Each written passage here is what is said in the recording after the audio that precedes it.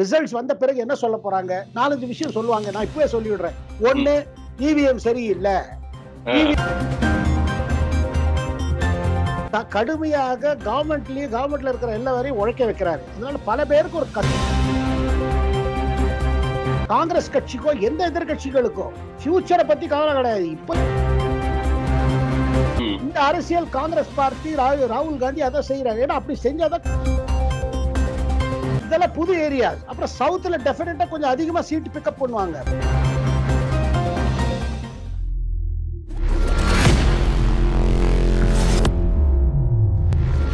தமிழ் உறவுகளுக்கு வணக்கம். இன்று நம்ம இணைப்பில் இருப்பவர் the top political analyst from India, Mr. Sekar Iyer அவர்கள். சார் வணக்கம், எப்படி இருக்கீங்க? வணக்கம் டாக்டர் கணேஷ்.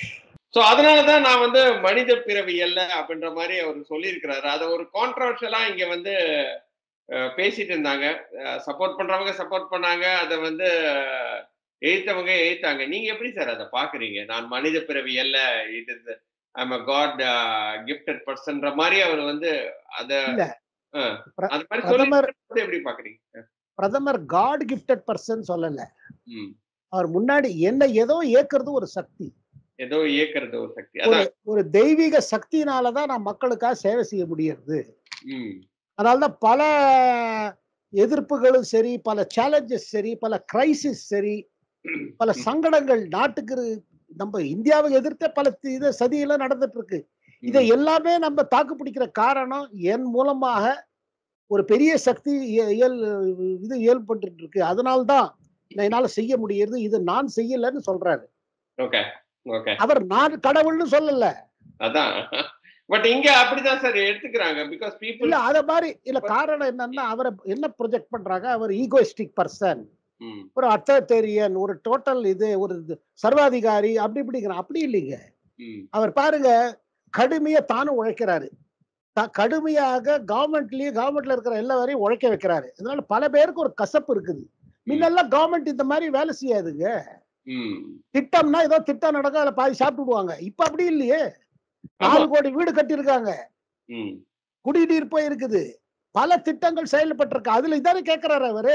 என்ன ஒரு ஆன்டி முஸ்லிம் சொல்றீங்க, இந்த திட்டங்கள் நிறைவேறுதல யாராருக்காவது இந்த குறிப்பிட்ட மதத்தை சார்ந்தவர், இந்த குறிப்பிட்ட ஜாதியை சார்ந்தவர் ஏதாவது திட்டம் உங்களுக்கு பெனிஃபிட் இல்லாம போயிருக்குதா? ஒரு உதாரணம் எனக்கு காமிங்க. நான் எதிர்த்து சொல்வது எதை பத்தி? இஸ்லாமியர்களை வைத்து ஒரு அரசியல் நடந்து கொண்டிருக்கிறது. இஸ்லாமியர்களுக்கு ஒரு ஓட் பேங்க் பாலிடிக்ஸ் நடந்து கொண்டிருக்கிறது. இஸ்லாமியர்களுக்கு இட ஒதுக்கீடு தருவோங்கிறத நேர்முகமாக மறைமுகமாக எப்படியோ சொல்லி அவங்க ஓட்ட பிடிக்கணும்னு ஒரு ஓடிட்டு இருக்கு. இந்த அரசியல் காங்கிரஸ் பார்ட்டி ராகுல் காந்தி அதை செய்யறாரு. ஏன்னா அப்படி செஞ்சாதான் காங்கிரஸ் திருப்பி வர முடியுமா? அப்புறம் ஜாதி அளவுல எல்லாரும் பிரிச்சு பிரிச்சு பிரிச்சு இந்த பாலிடிக்ஸ் இருக்கு பாருங்க. இதெல்லாம் செஞ்சு காங்கிரஸ் திருப்பி வருமானு பாக்குறாரு. அது அவர் என்ன சொல்றாரு இப்ப பாருங்க. நேத்திக்கு பிரதமர் என்ன சொல்லிட்டு இருந்தாரு, இந்த ஓபிசி கேட்டகரியில எப்படியாவது இஸ்லாமியர்களை நுழைக்கிறதுக்கு காங்கிரஸ் பல முறை முயற்சி செஞ்சிருக்கு, அகில இந்திய லெவல்லையும் செய்யறதுக்கு முயற்சி நடக்குதுன்னு சொன்னார். நேத்தி கொல்கத்தா ஹைகோர்ட் ஒரு வெர்டிக்ட் கொடுத்திருக்காங்க. என்ன, நீங்க கொடுத்த 5 லட்சம் ஓபிசி சர்டிபிகேட் இருக்கிறது எல்லாத்தையும் ரத்து பண்ணிட்டாங்க. ஏன்னா 2010 இருந்து நேஷனல் பேக்வர்ட் கிளாஸ் கமிஷன் சொல்லிட்டு இருக்காங்க 65 இந்த மாதிரி ஒரு கேட்டகரிஸ், இஸ்லாமியர்கள் கேட்டகரிஸ ஓபிசிக்குள்ள நுழைச்சிட்டாங்க. அது மாதிரி ஒரு 10 இந்து சமுதாயத்தை சேர்ந்தவங்களையும் வச்சிருக்காங்க. இதை national backward class commission point out பண்றாங்க. கொல்கத்தா ஹைகோர்ட் ஸ்ட்ரைக் டவுன் பண்ணிட்டாங்க.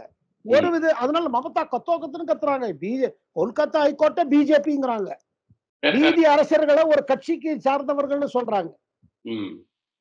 இவங்க அலிகேஷன் என்னன்னா, இந்தியா அரசியல் சட்டத்தை தூக்கி போட்டுவாரு பிரதமர். ஆனா அதை மிதிச்சு அரசியல் செய்வரும் இவங்க தான். இத பாருங்க. என்ன காரணம்? மேற்கு வங்காளத்துல நிலைமை மாறிட்டு வருது. மமதா, அவரோட அண்ணா மைய மகன் அபிஷேக் பானர்ஜி இந்த அரசியலை பார்த்துட்டாங்க. அதுவும் ஃபேமிலி பாலிடிக்ஸ் தான், கம்ப்ளீட்டா ஃபேமிலி பாலிடிக்ஸ் தான். ஃபேமிலி பாலிடிக்ஸ் ஊழலுங்க, ஒரே ஊழல், எக்ஸ்டார்ஷன். அதனால்தான் சந்தேஷ்கலி சம்பவம் நம்ம பார்த்தோம். பெண்மணிகளை எப்படி பண்ண, அந்த சம்பவமே நடக்காத மாதிரி ஒரு ஃபேக் வீடியோ போட்டு ஃபேக் ஸ்டிங் பண்ணி இல்ல எல்லா பெண்களுக்கும் 2000 ரூபாய் கொடுத்து இந்த மாதிரி சொல்ல வச்சாங்க பிஜேபி. ஏங்க 2000 ரூபாய் வாங்கிட்டு இவ்வளவு பெரிய விஷயம் சொல்லுவாங்களா? நிச்சயமா நிச்சயமா சார். இன்னொரு क्वेश्चन இன்னைக்கு வந்திருக்கு. என்ன அப்படின்னா, is there a problem between BJP and RSS அப்படின்ற மாதிரி ஏன்னா ஜேபி நட்டாவோட ஸ்டேட்மெண்ட் வந்து திருப்பியும் இன்னைக்கு டிஸ்கஸ் பண்ணோம். நீங்க எப்படி சார் பாக்குறீங்க? Saying that they don't need RSS for 2024 அப்படின்ற மாதிரி ஒரு ஒரு ஒரு கொஞ்சம் உரசலா பேசியிருந்த மாதிரி இருந்துச்சு. ஏன்னா இங்க இருக்கிறவங்க they are more aligned to RSS. பிஜேபின்றதை விட nationalism and RSS are the main ரெண்டு கண் மாதிரி அவங்க வந்து பாக்குறாங்க. And BJP is a sub product அப்படின்ற மாதிரி தான் இங்க இருக்கிறவங்களோட தாட் ப்ராசஸ். ஸோ அவங்களுக்கு நீங்க என்ன சார் சொல்லுவீங்க? இல்லைங்க, பிஜேபி ஆர்எஸ்எஸ் பிரிக்க முடியாது. என்ன ஒண்ணு காரணம், ஆர்எஸ்எஸ் ஓட இது வந்து அது டோட்டல் பொலிட்டிக்கல் ஆர்கனைசேஷன் இல்ல. அவங்க கேடர் தயார் பண்ணி பிஜேபி பிறகு ஜன்சங்னு வச்சாங்க. அது பிறகு பாரதிய ஜனதா கட்சி ஆச்சு. பல முறை என்ன ஆச்சு பாத்தீங்கன்னா, ஆர்எஸ்எஸ்ல இருந்து இன்னும் டிப்யூட்டடா இருக்காங்க பிஜேபியில. ஆர்கனைசிங் செக்ரட்டரிஸ் எல்லாம் பாத்தீங்கன்னா அவங்க எல்லாரும் ஆர்எஸ்எஸ் பேக்ரவுண்ட் இருக்குது. அது ஒண்ணு இருக்குது. ஆனா தொடர்ந்து என்ன ஆயிட்டு வருது பாத்தீங்க, பிஜேபி வளர்ந்துருச்சு. முதல்ல ஏபிவிபில இருந்து அதிகமா வர ஆரம்பிச்சாங்க. இப்ப மத்த கட்சியில பல பேர் வந்து பிஜேபியில சேர்ந்துட்டாங்க. டுடே இது வாஜ்பாய் டயத்துலயும் ஆச்சுங்க. இப்ப வந்து எப்படி கேட்டீங்கன்னா, கிராஜுவலா இந்த ஆர்எஸ்எஸ் கண்டென்ட் குறைய ஆரம்பிக்கிறது. சரி, ஓகே. சரிங்க. தொடர்ந்து குற்றச்சாட்டு என்ன சொல்லுங்க, ஆர்எஸ்எஸ் எந்த தேர்தலையும் சந்திக்கிறது இல்ல, பிஜேபி முன்னாடி வச்சுட்டு தன் காரியங்களை செய்யறது. அதோட அஜெண்டாவை தான் பிஜேபி பண்றாங்க. பிஜேபிக்கு தனி குரல் கிடையாதுன்னு ஒரு குற்றச்சாட்டு இருந்தது. சரி, ஆமா. அந்த குற்றச்சாட்டு அது சரியில்லை. பாருங்க என்ன ஆயிட்டு இருக்குன்னா, இந்த தேர்தல் முடிந்து ரிசல்ட்ஸ் வந்த பிறகு என்ன சொல்ல போறாங்க, 4-5 விஷயம் சொல்லுவாங்க. நான் இப்பவே சொல்லிவிடுறேன். ஒண்ணு, இவிஎம் சரியில்லை, இவிஎம் மேனிபுலேட் ஆச்சு. ரெண்டாவது, இல்ல இதுல வந்து வேற விதமா ஜெயிக்கப்பட்டிருக்கு, இது நேர்மையா ஜெயிக்கல, ஃப்ரீ அண்ட் ஃபேர் இல்ல. மூணாவது என்ன சொல்லுவாங்க, இது விக்டரி பிஜேபிக்கு இல்ல ஆர்எஸ்எஸ்க்கு சொல்லிருப்பாங்க. இப்ப இவங்க என்ன நினைக்கிறாங்க, நட்டா சொன்னதை வச்சுட்டு நட்டா என்ன சொல்றாரு, இங்க பாருங்க, ஒரு டயத்துல நாங்க கம்ப்ளீட் டிபெண்டா இருந்தோம்.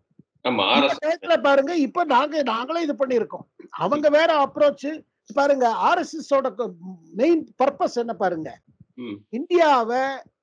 இந்தியாவோட வளர்ச்சிக்கு இந்தியா ஒற்றுமை வேணும், இந்தியாவோட வளர்ச்சிக்கு இந்தியா மேல பெருமைப்படணும், நேஷன் ஃபர்ஸ்ட். அந்த பாலிசி தான் பிஜேபியோடதும். மோதியோட பெரிய ஆர்எஸ்எஸ் தலைவர் கிடையாதுங்க. அதனால ஆனா இவங்க என்ன நினைக்கிறாங்க, எதிர்கட்சிகளுக்கு என்ன கவலை, ஆர்எஸ்எஸ் காரங்களை தள்ளி வச்சுட்டான்னு கவலையா? இல்ல, அவங்க என்ன சொல்ல பாக்குறாங்க, இல்ல இதுக்குள்ள ஒரு பூசல் ஆரம்பிச்சிருச்சு, இதனால பிஜேபிக்கு சரியா வராது, ஆர்எஸ்எஸ் சார்ந்தவர்கள் எல்லாம் சரியா வேலை செய்யல பிஜேபிக்காக. அகைன் நான் சொன்ன பாருங்க, பாசிபிலிட்டிஸ்க்கும் விஷுவல் திங்கிங்க்கும் ஒரு டிஸ்டிங்ஷன் இல்லாம இருக்குது. Okay, okay. சோ அதுதான் அது பிரிக்க முடியாதுங்க. இது எப்படி இருக்குதுன்னா, உங்களுக்கும் உங்க குடும்பத்துக்கும், நீங்க அமெரிக்கால இருக்கிறதுனால உங்களுக்கும் குடும்பத்துக்கும் தூரம் அதிகமாயிட்டு போறதுன்னு சொல்ல முடியுமா?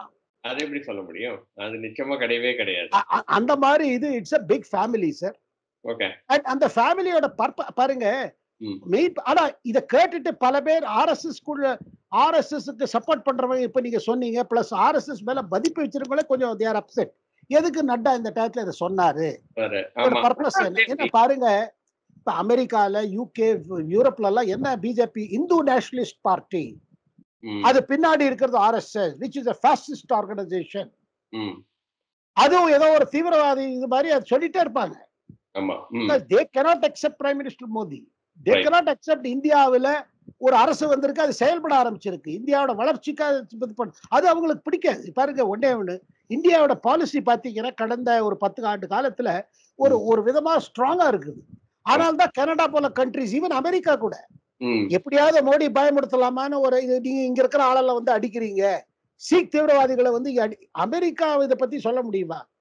அமெரிக்கா செய்யாத இதுவா? உலகம் முழுக்க இது மாதிரி பிளாட்டிங் பண்ணிருக்காங்க. இன்னைக்கு இஸ்ரேலுக்கு வரைபுறமாக நேர்முகமாக ஆதரவு கொடுத்துட்டு இருக்காங்க. அண்ட் இஸ்ரேல் இந்த மாதிரி விஷயங்கள்லாம் எப்படி பண்ணுவாங்கன்னு உங்களுக்கு தெரியும், மொசாட பத்தி தெரியும்.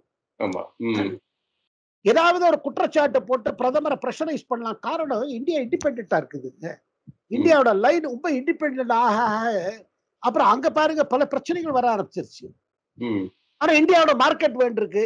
இப்ப பிரதமர் ஜெயிச்சப்பறம் சொல்லிட்டு அடிப்பாங்க, ஓ பெரிய தேர்தலாக்கும் பிரதமர் ஜெயிச்சுட்டாரு, மோடியோட நாங்க ஒத்துழைக்கணும், மோடியோட. ஏன்னா பாருங்க சைனாக்கு ஒரு இது வேணும்னா இந்தியா தான்.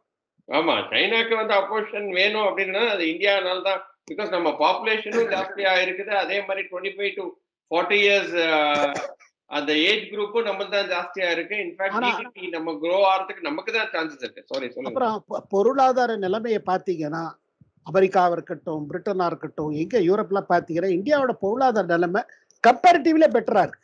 ஆமா, நிச்சயமா. அண்ட் குவாலிட்டி ஆஃப் லைஃப் ரொம்ப தீவிரமா பாத்தீங்கன்னா வேலை அரசு மோதி கீழே ட்ரை டு இம்ப்ரூவ் இட். அதுக்கு ஓவர் நைட் எல்லாரும் முடியுமா? முடியாது. அதான் பிரதமர் என்ன சொல்றாரு, பரம ஏழையா இருக்கிறவங்களோட லைஃபை நம்ம தூக்கணும். அப்படியே மொள்ள தூக்கினீங்கன்னா என்ன வந்து அப்படிதான் பொருளாதாரம் வளரும். இன்னும் நிறைய ஏழை மக்களுக்கு நம்ம வேலை வாய்ப்பு கொடுக்க முடியும். அப்படிதான் முன்னாடி போக முடியாது.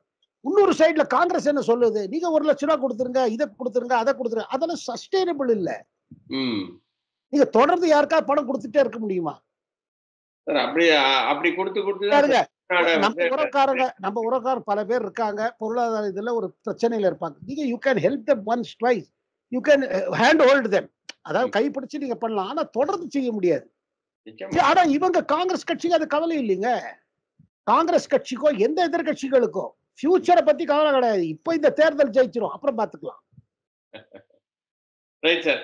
லாஸ்ட் அண்ட் ஃபைனல் கொஸ்டின் என்ன அப்படின்னா, ஸ்விங் ஸ்டேட்ஸ் அப்படின்னு வந்து இன்னைக்கு நம்ம பார்த்தோம் அப்படின்னா 2 மிகப்பெரிய ஸ்விங் ஸ்டேட்ஸ் இருக்கு. என்ன? Maharashtra and Bihar. Sir UP கூட வந்து ஓரளவுக்கு சொலிடிஃபை ஆகி நிக்குது அப்படின்னு நம்ம சொன்னாலும், இது 2மே கொஞ்சம் அப்படியே வந்து தேர்தலையே மாத்தி விட்டுரும் அப்படின்ற மாதிரி பேசுறவங்களுக்கு உங்களோட பதில் எப்படி சார் இருக்கு? மகாராஷ்டிரா இன்னும் ஸ்விங் ஸ்டேட் தானா?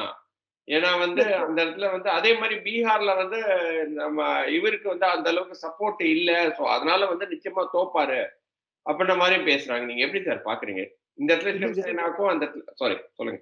Correct doctor Ganesh. இது ரெண்டும், அதாவது மகாராஷ்டிரால அரசியல் நிலைமை மாறிச்சு 2019க்கு. இன்னைக்கு பாத்தீங்கன்னா முதல்ல பிஜேபி சிவசேனா அதாவது யுனைடெட் சிவசேனாக்கு ஒப்பந்தம் இருந்தது 2019ல. ஆமா. இப்ப பாருங்க சிவசேனா 2 ஆயிடுச்சு. ஆமா. சரத்பவாரோட கட்சி 2 ஆயிடுச்சு.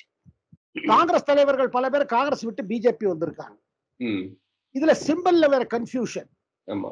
இப்ப கடிகாரம் வந்து சரத்பவார் ஒன்னா இருந்த, அதாவது ஒற்றுமையா இருந்த என்சிபிக்கு வந்து அது அஜித் பவாருக்கு போயிடுச்சு. சிவசேனாவோட நம்ம வில்லு அம்பு அது வந்து இவர் நம்ம ஏக்நாத் ஷிண்டேக்கு போயிடுச்சு.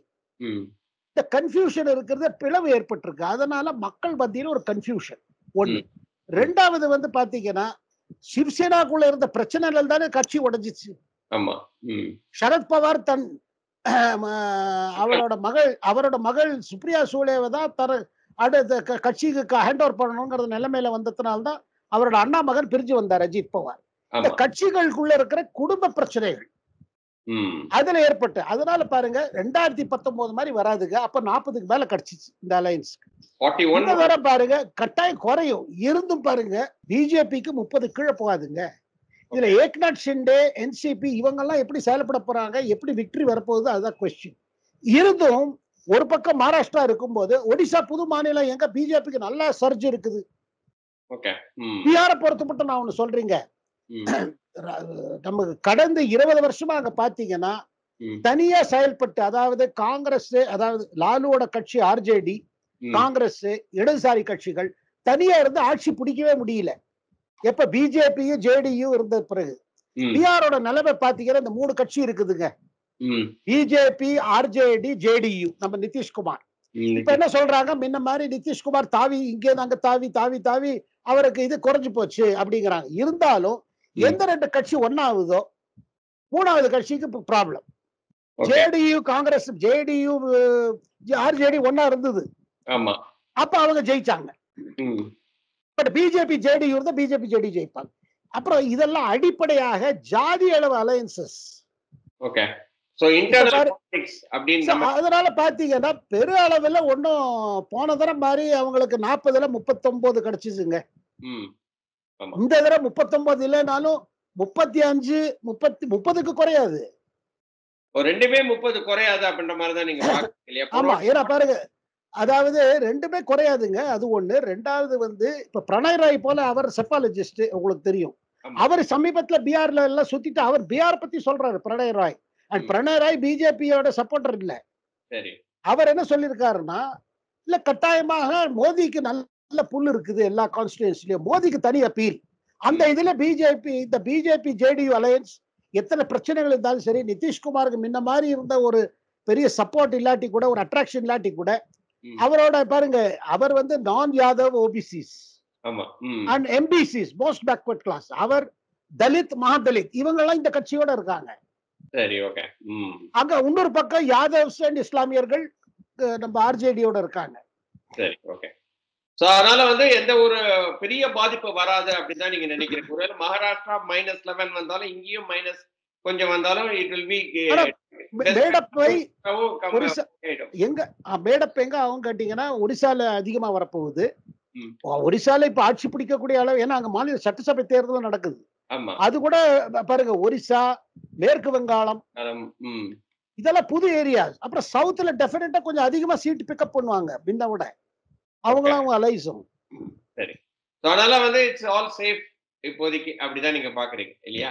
இல்லைங்க, பெரிய பிரச்சனை இல்லைங்க. அதாவது என்ன, இவங்க அதான் நான் சொல்றேன், இவங்க நினைச்சாங்க குறைஞ்சு, ஆனா ஒண்ணுங்க, 250 260 பிஜேபி வந்தா கூட அந்த சிங்கிள் லார்ஜஸ்ட் பார்ட்டியா வந்து வேற ஏதாவது கவர்மெண்ட் ஃபார்ம் பண்ண முடியுமா? யாருமே ஃபார்ம் பண்ண முடியாது. அது இவங்க தான் பாருங்க, யாருமே பாருங்க 250 60 வரும்னு கூட ஒத்துக்கிறாங்க எதிர்க்கட்சிகள் வெளிப்படையாக. 40ல இருந்து 50 சொல்றாங்க. அப்ப 272 வருது கஷ்டமா இருக்குமா? நிச்சயமா கஷ்டமா இருக்காது. ஆனா என்ன வராது நான் சொல்றேன் பாருங்க, 370 பிஜேபிக்கு போகும், 400க்கு வரும் ஒரு டார்கெட் வச்சாரு பாருங்க. அந்த target may not be achieved. Okay, நிச்சயமா. சோ அதனால அது பாசிபிள் கிடையாது. அது பண்றதுக்கான பெரிய அலை கிடையாது. பட் இருந்தும் சரிவு இருக்காதுங்கிறது நான் சொல்றேன். ரொம்ப ரொம்ப நன்றி நம்மளோட क्वेश्चंस எல்லாம் ஆன்சர் பண்ணதுக்கு. ஏன்னா இங்க நாங்க டிஸ்கஸ் பண்ணிட்டு இருக்கோம், அதே क्वेश्चंस தான் நான் உங்களுக்கு டைரக்ட் பண்ணேன். நிச்சயமா this should have been answered to all my friends. இன்னொரு வீடியோவில் சந்திக்கிறேன் சார். அதுவரை நன்றி, வணக்கம். வணக்கம்.